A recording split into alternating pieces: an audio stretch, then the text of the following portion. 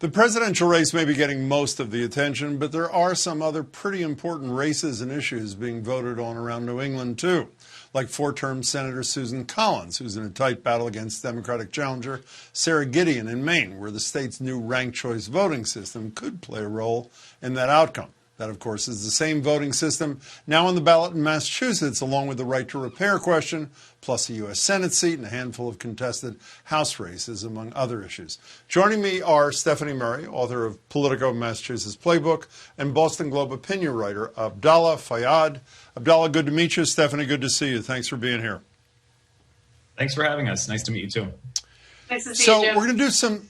Thank you. You too. We're going to do some speed punditry, one of my least favorite words, but I couldn't come up with anything else. Let's start in Maine and work our way down. Collins versus Gideon. It seems to me that almost from the beginning, it's been a slight edge for Gideon in virtually every single poll. Has anything shaken up that race, Abdallah, including the fact that Collins voted against Coney Barrett, the only Republican to do that? Did that have any impact? Anything had any impact, or is it just steady like this? It's hard to tell at this point. I mean, the race has been pretty steady this whole time. Like you said, Gideon has held a very narrow lead this entire time, with a little bit of back and forth. But yeah, this was a very high-profile moment for Susan Collins. And, you know, the public polling on whether or not people wanted to see a new Supreme Court nominee confirmed, you know, that was something that Collins clearly responded to, but it might be too little too late for her.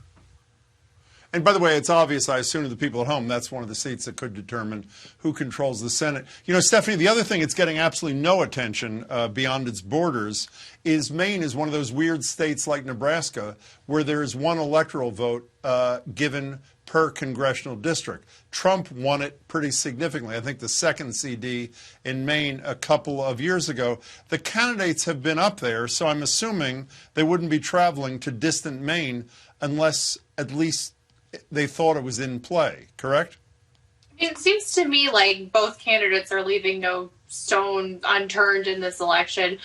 Similar to New Hampshire, where the Trump campaign and the Biden campaign have focused a lot of their attention there, even though New Hampshire only has 4 electoral votes. You know, it's not a Pennsylvania or a Florida or a Michigan, you know, those big states where the electoral votes will sway the results of the election. But, you know, if this gets close, if the results are closer than expected, those few electoral votes are going to matter and to count.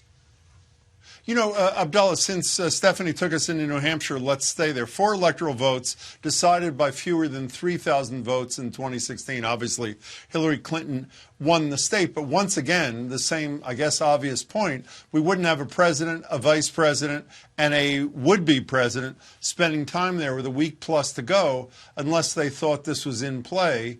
Only 4 electoral votes or not, right? I mean, that's exactly right.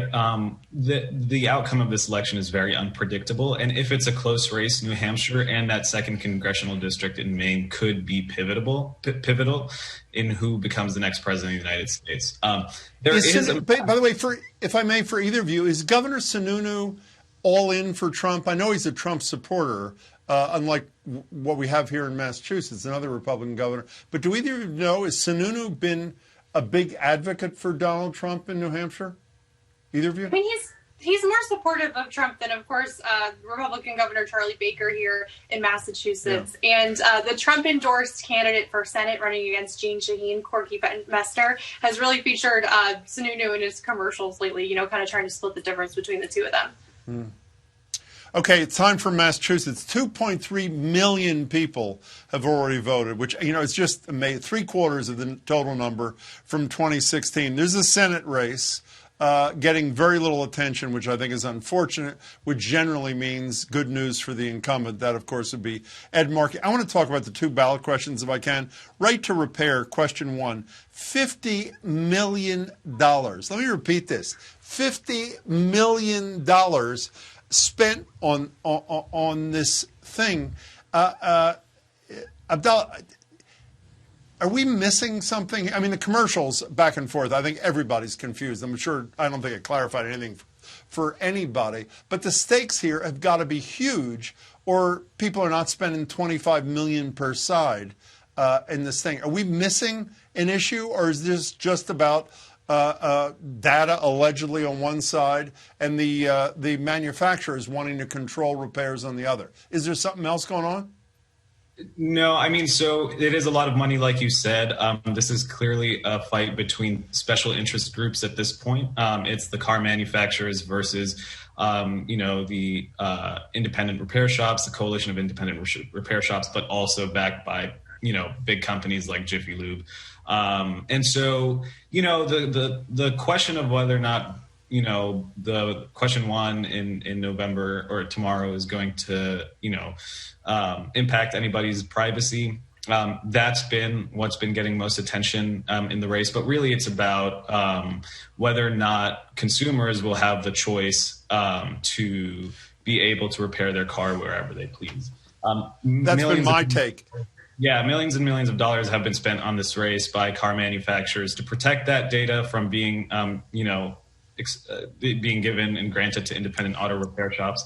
And mostly it's a matter of monopolizing the industry. Stephanie, let's go to question 2, ranked choice voting. 10 million in favor, 3 million against. I understand when a lot of money is spent, when a lot of money is at stake. Why is so much money being spent on both sides of this question? Oh, my apologies. 3,000. My apologies. So, $10 million. What is the reason for $10 million being spent in favor of ranked choice voting? Just good government?